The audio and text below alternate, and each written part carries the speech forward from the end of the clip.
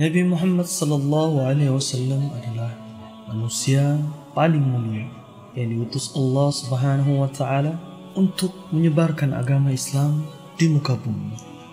Beliau lahir sebagai yatim dan hidup sederhana bersama pamannya Abu Talib. Rasulullah sallallahu alaihi wasallam hidup dan menyebarkan agama Islam dengan penuh perjuangan. Semasa hidupnya beliau adalah seorang yang taat dan perilakunya menjadi suri tauladan untuk seluruh umat manusia. Nabi Muhammad sallallahu alaihi wasallam lahir pada tahun Gajah, tahun di mana pasukan gajah yang dipimpin oleh Abraha dari Habasyah datang ke Mekah dan ingin merobohkan Ka'bah. Karena Ka'bah kala itu lebih ramai dengan jemaah hajinya dibandingkan dengan gereja dan indah dan megah yang dibangun oleh Abraha itu sendiri. Abraha iri, kemudian ia berniat untuk menghancurkan Ka'bah.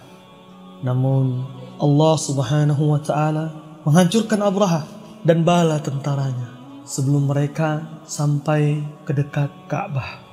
Sebagaimana firman Allah Subhanahu wa taala, "Wa arsala 'alaihim tayran ababil tarmihim bihijaratin min sijjil faja'alahum ka'asfin ma'kul." Nabi Muhammad sallallahu alaihi wasallam lahir dari pasangan Abdullah dan Aminah. 2 bulan setelah kejadian Allah menghancurkan pasukan gajah. Abdullah adalah putra dari Abdul Muttalib, pemimpin dari suku Quraisy.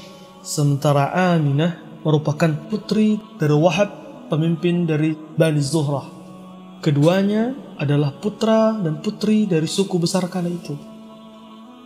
Seiring berjalannya waktu, maka Aminah dianugerahi oleh Allah Subhanahu wa taala dengan mengandung janin dari buah cintanya bersama Abdullah.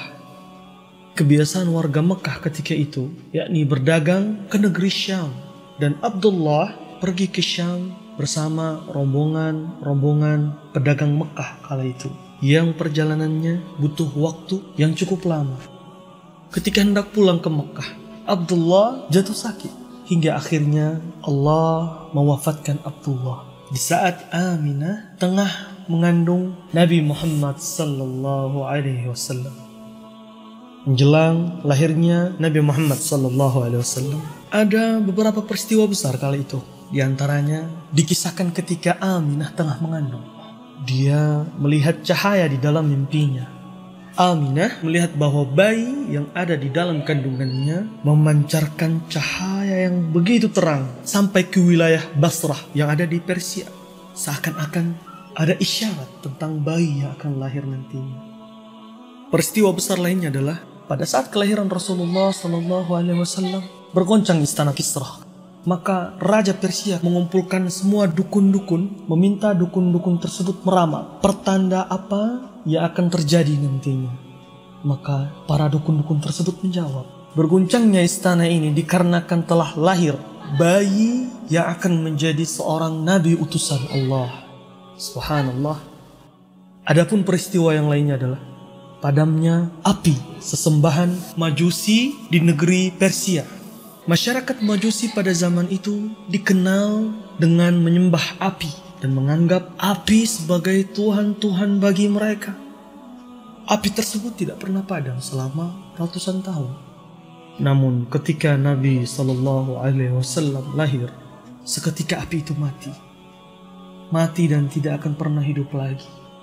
Para pengikut Majusi berusaha keras untuk menyalakan api tersebut, tapi tetap saja tidak bisa atas izin Allah Subhanahu wa taala. Dinukil dari Hassan ibn Thabit, beliau adalah penyair Nabi sallallahu alaihi wasallam. Kala itu Hassan ibn Thabit berumur 7 tahun.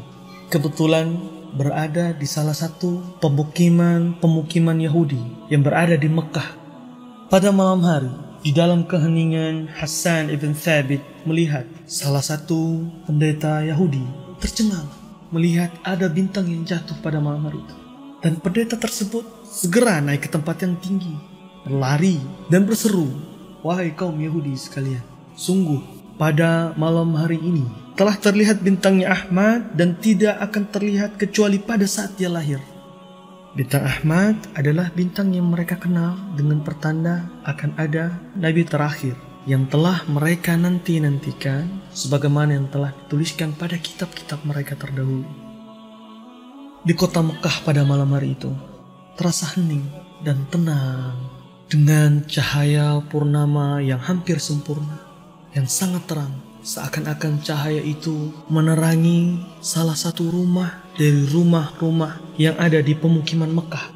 Seakan-akan seluruh isi bumi bersiap untuk menyambut manusia yang mulia yang akan segera lahir. Di rumah nan sederhana itu, manusia yang dinantikan kedatangannya terlahir dalam keadaan suci. Betapa syahdunya Aminah menimang-nimang bayi tersebut. Bayi yang lucu, mungil, suci, dan terjaga di malam itu. Lalu diberikannya bayi tersebut kepada Abdul Muttalib. Pada saat itu Abdul Muttalib merasa sangat senang sekali dan berkata, "Sungguh pada cucuku ini akan ada perkara besar." Lalu membawa bayi kecil tersebut ke Ka'bah dan diberi nama Muhammad sallallahu alaihi wasallam.